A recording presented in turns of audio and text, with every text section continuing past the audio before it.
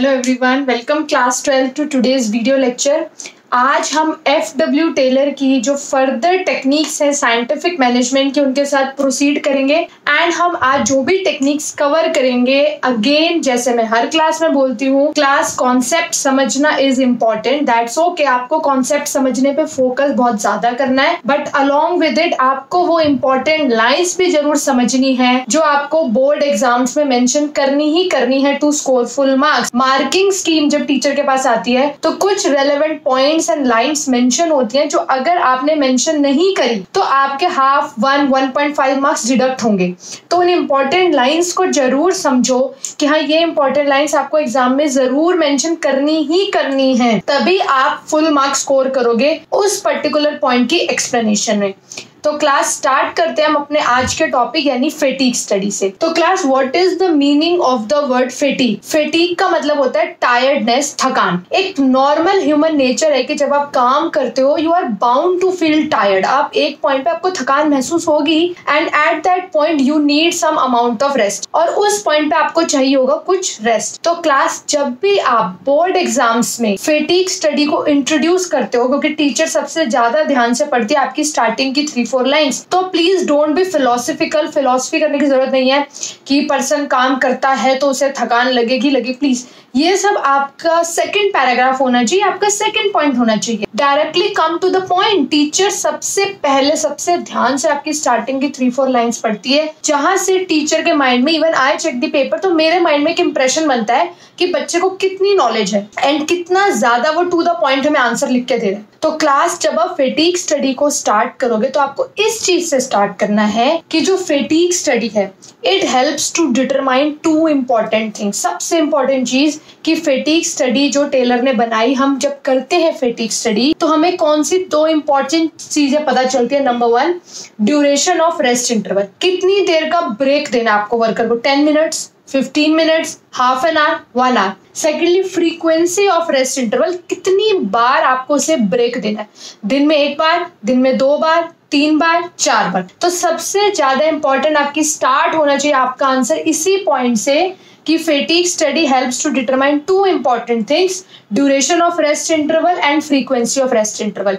जैसे ही आपने ये चीज मेंशन करी तो समझ लेना सबसे पहले टीचर को क्लियर हो गया बच्चे के पास पूरी प्रॉपर नॉलेज है and he is well prepare to answer this particular question. Class उसके बाद you can start with your philosophy कि every person is bound to feel tired. हर किसी को थकान होती है भाई जब भी आप काम करते हो और हर किसी को रेस्ट चाहिए. रेस्ट इंटरवल का क्या फायदा होता है कि जब आप रेस्ट करते हो ना तो आपने जो एनर्जी काम में लूज कर दी थी वो आप रिगेन करते हो. आप लंच करते हो या थोड़ा ब्रेक लेते हो, मेंटल आप कॉन्टिन्यूसली लैपटॉप पे काम कर आपने ब्रेक ली तो यू फील रिलैक्स. तो आपके अंदर जो एनर्जी और जो स्टेमिना है वो आप रिगेन करते हो और उससे आप फिर एनर्जी से दोबारा ब्रेक के बाद काम शुरू करते हो. तो अगर कंपनी में प्रोडक्टिविटी चाहिए, आप चाहते हो आपका वर्कर पूरी मेहनत से काम करे पूरे दिन, तो आपको बीच में उसे ब्रेक देना पड़ेगा.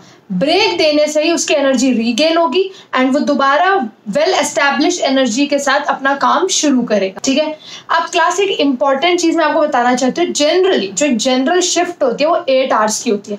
वो तो अलग बात है कि भाई इंडिया में बहुत अनएम्प्लॉयमेंट है और बहुत सारे लोग अवेलेबल है काम करने के लिए, तो कंपनीज 9 आवर्स 10 आवर्स भी काम कराती है. अदरवाइज एक एवरेज शिफ्ट 8 आवर्स की होती है एंड 8 आवर्स की शिफ्ट में भी आपको वर्कर को रेस्ट इंटरवल देने पड़ते हैं, जैसे लंच दे दिया, ब्रेक दे दिया, ताकि वो अपनी एनर्जी रीगेन कर सके. ठीक है, ये पॉइंट मैंने इसलिए डिस्कस करा है क्योंकि एनसीईआरटी का एग्जांपल है and you must mention the example from NCERT in your exam. आप क्लास ध्यान से सुनो. एक्चुअली में जो काम होता है ना वो 2 टाइप का होता है. एक तो होता है हैवी मैनुअल वर्क, जैसे ये लेबर्स करते हैं, बहुत भारी भारी ईंटें उठाई या सीमेंट की बोरियां उठाई एंड वो कहीं रख रहे हैं, कहीं से लोड अनलोड कर रहे हैं. तो एक टाइप का तो वर्क होता है हैवी मैनुअल वर्क. एक टाइप का वर्क होता है मेंटल वर्क, जैसे आप किसी कंपनी के सीईओ हैं, आप सेल्स मैनेजर हैं, परचेज मैनेजर है, तो आपका ज्यादातर काम लैपटॉप पे जाता है. आप ऑडिटिंग में है तो आपका बहुत ज्यादा मेंटल काम है. आप बैठे कैबिन पे एक चेयर पे बैठ के काम कर रहे हो, इसका मतलब ये नहीं है आप थकोगे नहीं. भैया पूरे दिन एक ही चेयर पे बैठे और काम कर रहे हो, दैट डजंट मीन कि आपको फेटीग फील नहीं होगी, आप थकोगे नहीं. आप मेंटल वर्क कर रहे हो तो आपका दिमाग थकेगा. तो 2 टाइप्स ऑफ वर्क होते हैं, इस चीज को समझो।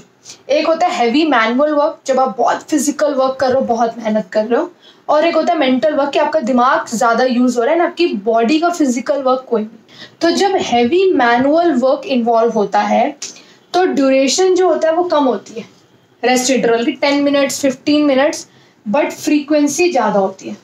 हो सकता है आपको दिन में 3 टाइम्स 4 टाइम्स अपने वर्कर को ब्रेक देना पड़े, क्योंकि जब आप बहुत मेहनत का काम करते हो ना, फिजिकल वर्क, तो 10-15 मिनट का आपको ब्रेक दिया जाता है, लेकिन बार बार दिया जाता है। ये आपकी हेल्थ के लिए जरूरी है कि आपको आफ्टर एवरी 2 आवर्स या आफ्टर एवरी 2.5 आवर्स आपको एक ब्रेक मिले। लेकिन जब आप मेंटल वर्क करते हो, मतलब something involve lot of calculation, lot of thinking, lot of logics, तो ऐसे केस में आपकी ड्यूरेशन तो ज्यादा होती है बट फ्रीक्वेंसी लेस होती है। जैसे अगर आप एक MNC में काम कर रहे हो और आपका बहुत ज़्यादा ऑडिटिंग का काम है, बहुत ज़्यादा दिमाग वाला काम है, तो आप खुद देखोगे आपकी जो ड्यूरेशन है ना, वो आपको 1 आवर का लंच मिलेगा। Lunch directly 1 hour, 45 minutes to 1 hour, but मिलेगा एक बार, क्योंकि आपका मेंटल वर्क है। आपकी बॉडी के मसल्स को ज़रूरत नहीं है रेस्ट की, ब्रेन को ज़रूरत है, और ब्रेन को ड्यूरेशन ज़्यादा मिलती है तो वो रिलैक्स फील करता है। ठीक है, तो इस पॉइंट को ऐड करो। NCERT में सिर्फ इस पॉइंट को मेंशन करा हुआ है कि अगर हैवी मैनुअल लेबर है तो फ्रीक्वेंसी ज्यादा होनी चाहिए, बट अगर आप साथ में अपने एग्जाम शीट्स में ये मेंशन करते हो कि अगर मेंटल वर्क है तो ड्यूरेशन ज्यादा होनी चाहिए एंड फ्रीक्वेंसी कम होनी चाहिए, तो it will create a very big impact on the teacher कि आपने इस वाले पॉइंट थ्योरी को कंप्लीट करा है। हैवी मैनुअल लेबर को NCERT ने बताया तो आपने मेंटल वर्क को भी एक्सप्लेन किया है। ठीक है, तो जब भी ज्यादा दिमाग वाला काम है, लॉट ऑफ कैलकुलेशंस, तो ड्यूरेशन ज्यादा होगी बट फ्रीक्वेंसी कम होगी। अब क्लास एक इंपॉर्टेंट चीज जो आपको और मेंशन करनी है कंक्लूजन में, कि फेटीग सिर्फ काम की वजह से नहीं होती। एक चीज ध्यान रखना, काम करते हुए थकान या जो स्ट्रेस है वो सिर्फ इसलिए नहीं होता कि काम बहुत ज्यादा, उसके भी बहुत तरीके कॉजेज है। नंबर 1, अगर आपके बॉस के साथ अच्छे रिलेशंस नहीं है, बॉस आपको कंटिन्यूसली डांटता है, आप कितनी भी मेहनत कर लो आपकी इंसल्ट करता है, it is also kind of fatigue. आप स्ट्रेस फील करोगे, आपको यहाँ मेंटल बर्डन फील होगा, it is also a kind of fatigue, a cause of fatigue. तो bad working condition, proper ventilation नहीं है, लाइट बहुत कम है, AC नहीं है, गर्मी लग रही है आपको बहुत ज्यादा, तो you will also feel tired. तो bad working conditions, long working hours, that's obvious. Uncordial relations with the boss, अगर आपके अपने बॉस के साथ अच्छे रिलेशंस नहीं है and you are feeling stressed out completely, तो this is another cause of fatigue. तो क्लास समझ आ गया, फेटीग स्टडी स्टार्ट करना with the 2 purpose. Then you can start with your philosophy, थोड़ी सी फिलोसफी डाल दो दैट कि everyone is bound to feel tired, आपको रेस्ट मिलता है तो you will regain energy, very simple point. Then आप मेंशन कर सकते हो हैवी मैनुअल लेबर में आपको किस टाइप का रेस्ट इंटरवल चाहिए, मेंटल वर्क हो तो किस टाइप का चाहिए। Then you can mention the other causes of fatigue study. तो ठीक है क्लास, तो you can pause the video and read the notes shared by me. उनको एक बार रीड कर लोगे तो कॉन्सेप्ट क्लियर हो जाएगा, लर्न हो जाएगा, यू विल फाइंड इट कि आपको पूरा लर्न हो गया and you know how to present your answer in the CPSC exam sheet. अब now let's proceed to the motion study. Motion study, motion means movement, किसी भी तरह की मूवमेंट, उठना, बैठना, लेफ्ट टू राइट मूव करना, इवन आपका hand यहाँ से यहाँ मूव कर रहा है, everything is a part of motion study. But हम यहाँ पे पर्टिकुलर उन मोशंस को स्टडी करते हैं which are undertaken while doing a job. एक जॉब करते टाइम, एक टास्क करते टाइम एक वर्कर कितनी डिफरेंट टाइप्स की मूवमेंट्स अंडरटेक करता है, वो सब हमारा पार्ट होता है मोशन स्टडी का। तो सबसे पहले आपको आंसर स्टार्ट करते ही बोर्ड में मोशन स्टडी की डायरेक्ट डेफिनेशन टीचर के सामने प्रेजेंट कर देनी। Study of movements like lifting, putting objects, sitting, changing positions etcetera which are undertaken while doing a job. यानी आप उठ रहे हो, बैठ रहे हो, positions change कर, whatever motions you are doing, whatever movement you are doing while doing a job, all comes under the motion study। तो हम यहाँ पे जितनी भी मूवमेंट्स हो रही हैं उन सबको स्टडी कर रहे हैं। जो भी मूवमेंट आप जॉब करते टाइम कर रहे हो, all these movements comes under motion study। What are the objectives of motion study class? ये 4 ऑब्जेक्टिव आपके आंसर का बेस है। 4 ऑब्जेक्टिव्स एंड ये definition and the teacher is happy. Example आप देते हो, that is more to do, बहुत अच्छी बात है, आप एग्जाम्पल दे रहे हो, but definition and 4 points, answer is complete. ये 4 पॉइंट्स में से एक भी पॉइंट अगर आपने मिस कर दिया, दैट मीन्स आपने मोशन स्टडी की थ्योरी को इनकम्प्लीटली प्रेजेंट करा है। तो क्लास डेफिनेशन के बाद ये 4 के 4 पॉइंट्स को लर्न कर लो, बहुत इजी है। देखो फर्स्ट पॉइंट क्या है, differentiate between productive and unproductive movement.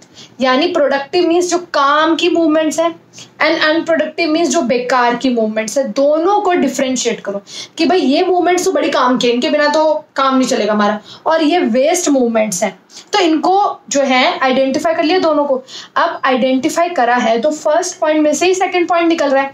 अब जो वेस्ट मूवमेंट्स उनको एलिमिनेट करो, खत्म करो, टाइम बचेगा। तो फर्स्ट क्या हुआ, to differentiate between productive and unproductive movements, eliminate और cut down unproductive movement. Simple, first 2 points तो बहुत सिंपल है। थर्ड, ऐसे टूल्स, ऐसी मशीनरीज, ऐसी इक्विपमेंट डिजाइन करो जिससे कि जो अनप्रोडक्टिव मूवमेंट है वर्कर्स की वो वैसे ही एलिमिनेट हो जाए। खुद इस तरह की टेक्नोलॉजी इन्वेंट करो, इस तरह की मशीन्स निकालो कि जो वर्कर्स की अनप्रोडक्टिव मूवमेंट है, जो वेस्ट मूवमेंट है, वो खत्म हो जाए। It increases efficiency. अब ये थर्ड से निकला हुआ है। भाई खुद बताओ, जब वेस्टेज रिड्यूस होगी तो क्या आती है, एफिशिएंसी। एफिशिएंसी का मतलब ही क्या होता है, to reduce the wastage, optimum utilisation of resources. तो जब आप वेस्टफुल मूवमेंट खत्म कर रहे हो, टाइम को प्रॉपरली यूटिलाइज करो, time is a resource, time को प्रॉपरली यूटिलाइज कर रहे हो, वेस्टेज एलिमिनेट होगी, वेस्टेज खत्म है, प्रॉपर यूटिलाइजेशन ऑफ रिसोर्सेज हो रही है, तो ऑटोमेटिकली एफिशिएंसी तो आएगी ही आएगी। तो फर्स्ट में से सेकंड पॉइंट डिराइव हो रहा है, थर्ड में से फोर्थ पॉइंट डिराइव हो रहा है। कितना सिंपल। बट क्लास ये 4 पॉइंट्स बहुत इंपॉर्टेंट है, मेंशन करना सीबीएसई एग्जाम में। प्रोडक्टिव अनप्रोडक्टिव मूवमेंट्स को डिफरेंशिएट करा, अनप्रोडक्टिव को एलिमिनेट कर दिया। ऐसे इक्विपमेंट्स, ऐसे टूल्स बनाए जिससे अनप्रोडक्टिव मूवमेंट जो है वो खत्म हो जाए एंड इससे वर्कर की एफिशिएंसी बढ़े। आपको मैं एक एग्जांपल देती हूँ। सपोज करो कि एक वर्कर है, वो जो है कार असेंबलिंग में उसका रोल है, कार असेंबलिंग में वो वर्क करता है। तो आपने देखा होगा जब कार असेंबलिंग होती है, टायर्स में कुछ असेंबल करना होता है, तो कार आपके इस लेवल पे होती है, आप खड़े होते हो, कार यहाँ पे होती है एंड यू असेंबल थिंग्स।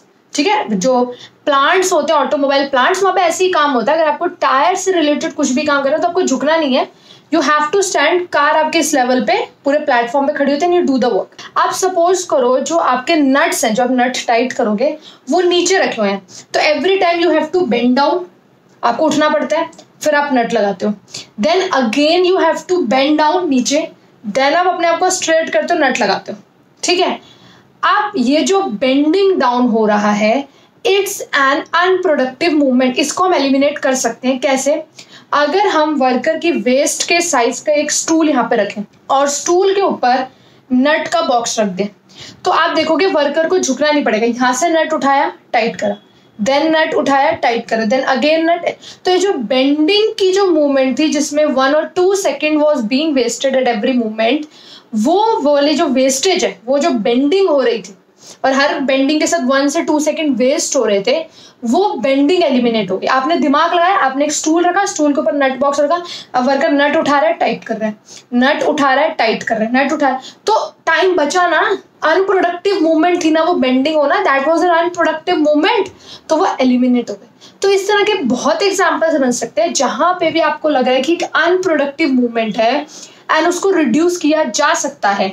तो वही तो मोशन स्टडी है कि आइडेंटिफाई करो अनप्रोडक्टिव मूवमेंट को और उसको एलिमिनेट कर दो, या फिर ऐसा कोई टूल डिजाइन करो, जैसे हमने स्टूल रखा वेस्ट के साइज का, कि उसको नट उठाना आसान हो जाए, बेंडिंग ना हो। तो या तो कोई ऐसा टूल डिजाइन करो जिससे कि अनप्रोडक्टिव जो मूवमेंट है वो मिनिमाइज हो जाए, और जैसे ही आपकी वेस्ट मूवमेंट्स एलिमिनेट होंगी, वहां पे वर्कर की क्या आ जाएगी, एफिशिएंसी आ जाएगी। ठीक है क्लास, तो डेफिनेशन, these 4 points, एग्जाम्पल आपकी चॉइस है, मेंशन करोगे तो बहुत अच्छी बात है, otherwise definition and 4 points make your answer for scoring full marks. Now let's proceed to the next technique. As the name suggest class, time study का meaning क्या है, ये स्टडी करना कि एक काम को करने के लिए कितना स्टैंडर्ड टाइम लगता है, यानी कि to complete a task what is the standard time required, कितना टाइम एग्जैक्ट लगना चाहिए। Determines the standard time taken to perform a given task, कि किसी भी काम को करने के लिए एक वर्कर को कितना टाइम लगना चाहिए। आप यह कैसे डिसाइड करोगे? सपोज ये मार्कर बनाना है, तो इस मार्कर को बनाने के लिए एक वर्कर को कितना टाइम लगना चाहिए, ये आप कैसे बताओगे? बैठे बैठे बता दोगे? नो, इसके लिए आपको क्या करना पड़ेगा, बहुत सारी रीडिंग्स लेनी पड़ेंगी। अलग अलग वर्कर्स की आप रीडिंग लोगे कि एक मार्कर को बनाने में कितना टाइम लगता है, ठीक है। तो आप बहुत सारी रीडिंग्स लोगे, ऑब्जर्व करोगे, उसके बाद आप एक एवरेज टाइम निकालोगे, हाँ भाई कि एक वर्कर को मार्कर बनाने में इतना टाइम लगता है। तो क्लास ये दो है आपकी इंट्रोडक्टरी लाइन जो आपकी टाइम स्टडी के मीनिंग को बहुत अच्छे से क्लियर करती है।